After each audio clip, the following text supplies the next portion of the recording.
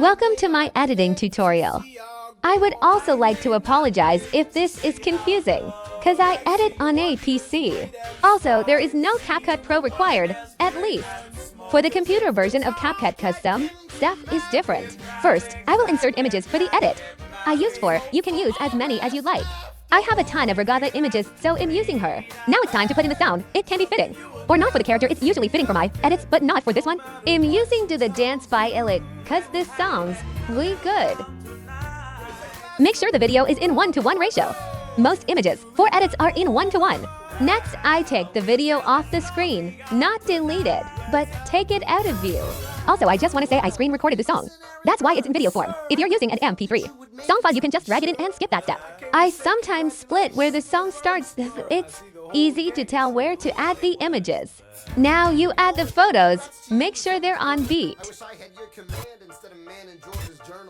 Also make sure the photos are zoomed in fully. If there are black bars on the sides, it makes the edit look weird. And now it's time for the effects.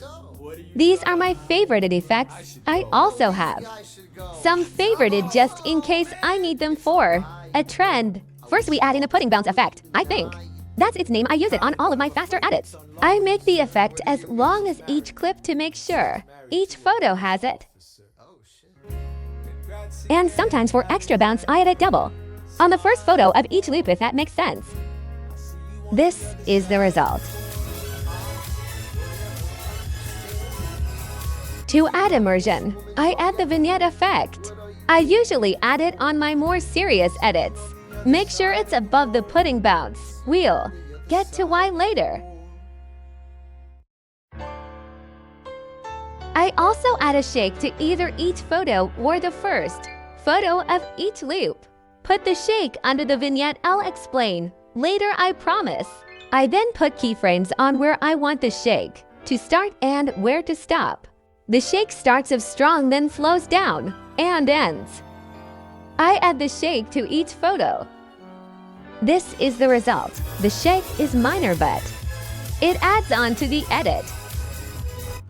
Sometimes I add another effect called slightly shaky. It makes the edit slightly wobble around the speed, if it matters too.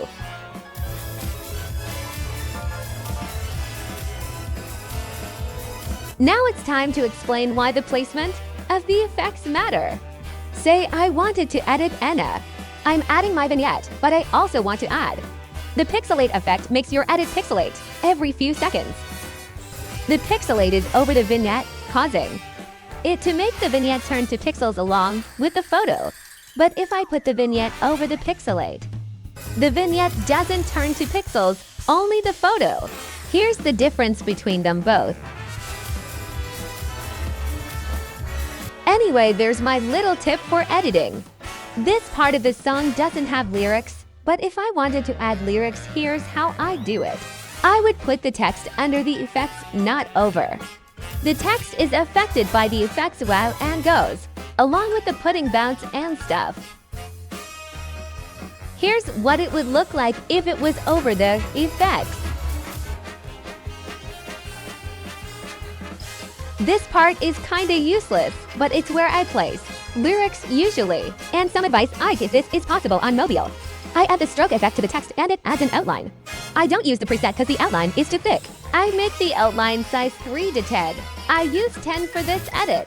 If the outline is too thick, the text pops out too much. A thinner outline makes the text still pop out, but not look out of place. This is what the text looks like with the edit. This is just me adding more text. I add a new text layer. Transitions are optional for my edits. I used it in my Backrooms edit, but don't really use them in anything else. My favorite transitions are Pixel Off, Cutout Flash, and Mix. I'm not using Mix because it's a very simple transition. Also, when I added Pixel Off, my CapCut crashed, lol. Anyways, this is what Pixel Off does. And now I'm adding Cutout Flash, I use this more than Pixel Off. This is what the edit looks like. Pixel Off pixelates your clip then and pixelates it, while it cuts to the next clip, and Cutout Flash cuts out the character and then cuts to the next clip.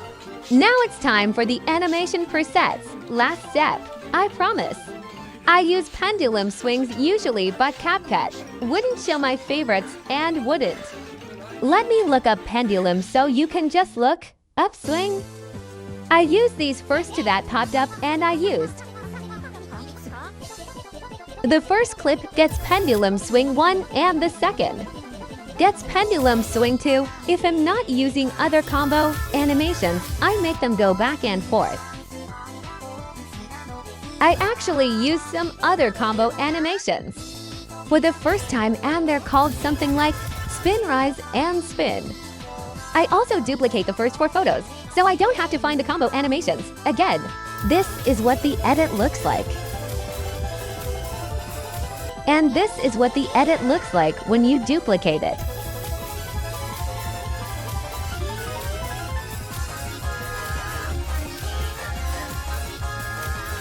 Also, this is optional, but you can add a white flash over the edit and the effects. I use keyframes. But the preset fade out animation also works too. The preset graph I use for the fade out is cubic out. I either add the white flash to each photo or the start of each loop. This is the finished edit.